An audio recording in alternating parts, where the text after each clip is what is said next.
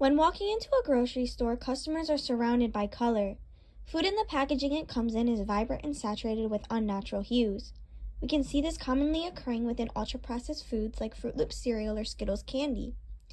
It has become increasingly normalized to eat neon-colored food without a second thought. But why are we putting unnaturally colored food in our bodies in the first place? This leads me to my 3 essential questions. Why are food dyes being used? How does the consumption of food dye affect the human body? And what does this show us about consumerism as a whole? Food dyes are used for one simple reason: cosmetics. Ken Phillips from Hunter Labs states, quote, "Color plays an essential role in how people perceive and taste food because it enhances flavors and stimulates the appetite. Color may also affect people's judgment by influencing what they believe the food is like. Food color also matters because humans have evolved to notice it." End quote. Humans most commonly are attracted to foods with food dye because it links a connection between the eye and taste. The color of the food is a preview to our mouths. This is because our brain perceives the idea that if a food is a certain color, it should taste like that color. For example, if a food is orange, a majority of people would expect it to taste like an orange. Growing research suggests that the flavor and pleasure humans get from eating is partially influenced by the expectations generated prior to eating the food. These expectations are purely based on the appearance of that food. Foods are dyed to catch customers' attention. Therefore, the color of our food is a literal advertisement that flies over people's heads. To see how this applies within our community, I decided to interview my classmates. I proceeded to show photos of a colorless food and dyed food and asked which looked better and why they felt this way. You prefer A. Which one of these would you prefer? B. Which one of these would you prefer? B. Everyone looks like eating rocks. And why do you think you prefer your choices? Because they're more colorful and more visually appealing. Which one would you prefer? A. How about these? B.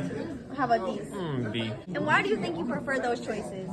Because pretty colors. They look nice. They look appeasing. I would eat them, yes. Which one would you prefer? B. Which one would you prefer? B. Which one would you prefer? B. And why? Because B is like prettier. This goes to prove that food coloring is strictly an advertisement. People expect their food to be a certain color and we'd be displeased if it were anything else. Yet, this does not concern anyone. Should we be ingesting advertisements? What does this truly do for our bodies? Food dye is actually very bad for our bodies. But as time has progressed, the ingredients in food dye have continued to get riskier and riskier to our health. This is because the molecules of dye is so small that our bodies do not detect its presence. Therefore, it is able to attach itself to the food in our bodies, leading it to entering the bloodstream. Normally, things like this would get filtered out of our bloodstream, but due to its small size, it stays within our blood, causing permanent issues to our body.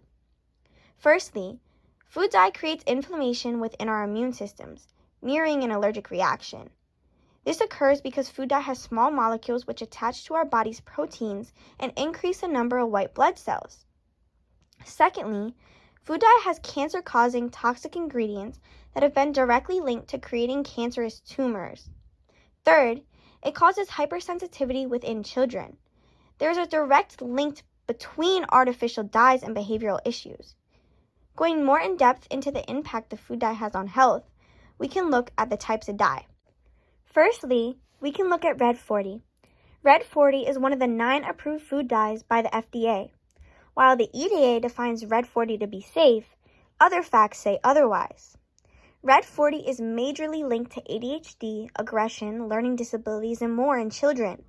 More so, parents have noticed that removing Red 40 from the children's diets have made their personalities change for the better.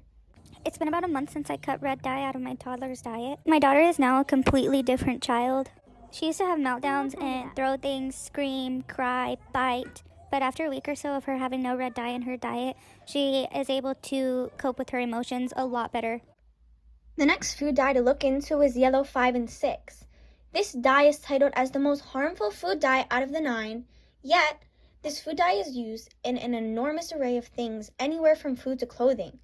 Yellow 6 is a toxic chemical that came from cyanide, which is a level 3 carcinogen, meaning that it has been linked to cancer in lab animals. Yellow 6 is also linked to long-term asthma and tumor development. Even with these dangerous side effects, both the FDA and EDA claim that the dyes are safe, and these dyes are in nearly every food. I'm gonna run around and see how many items I can find that have yellow 5 or yellow 6 in them. We're starting off with an easy one, cereal, yellow 5 and yellow 6. Okay, an easy one, boom, yellow 5 and 6, yep. Mountain Dew, okay, do the yellow 5. Jalitos, red number 40. Doritos, red 40. As you can see, many of these foods are directly marketed towards children. And this is a huge reason why so many kids in America are suffering with ADHD. These food dyes are banned in many other countries in the world because they're so destructive on the brain. Yes, you heard that correctly. Dyes that are banned in other countries are allowed in America.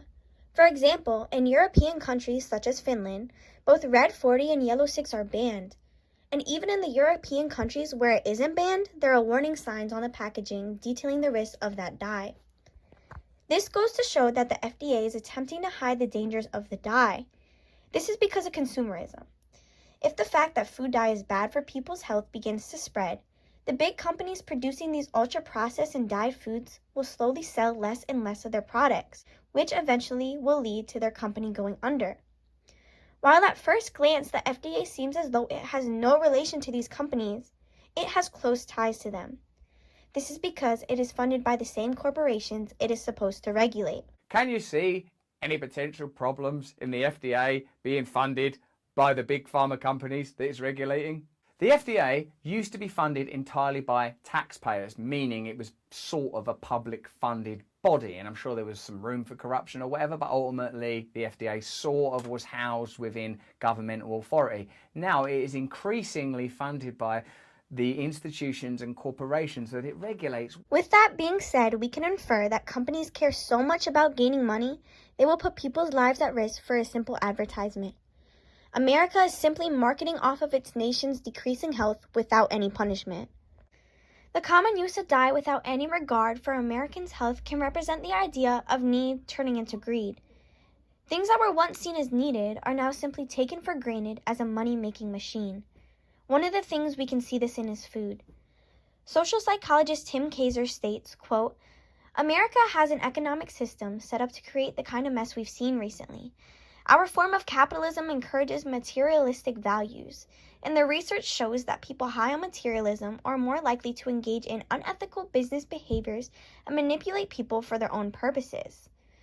Research also supports the notion that the more people care about money and power, the less they care about community and relationships. As money becomes more important, the bigger its slice of pie, the desire to help others tends to become less important. This is truly a shame. Food was once a thing that was used to connect people from different communities. It was seen as sacred. To have ugly or colorless food was never a complaint because people were grateful for what they had. But now, the greed of companies has flipped around the narrative that you need attractive food for it to be enjoyable. This narrative exists for one reason and one reason only, so that their food gets bought. In conclusion, we can see that food dye is something incredibly dangerous and harmful to our bodies. Artificial coloring was never meant to be ingested, yet in our current day and age, it is in almost every processed food. While the FDA is aware of the dangers of food dye, they choose to ignore it and push it under the rug. The FDA explains that these claims are inherently untrue, but years of evidence prove otherwise. The dangers of these colors are hidden in America because if they were ever spread, consumerism would crash. Therefore, artificial dyes represent how America cares more about money than the health of its individuals.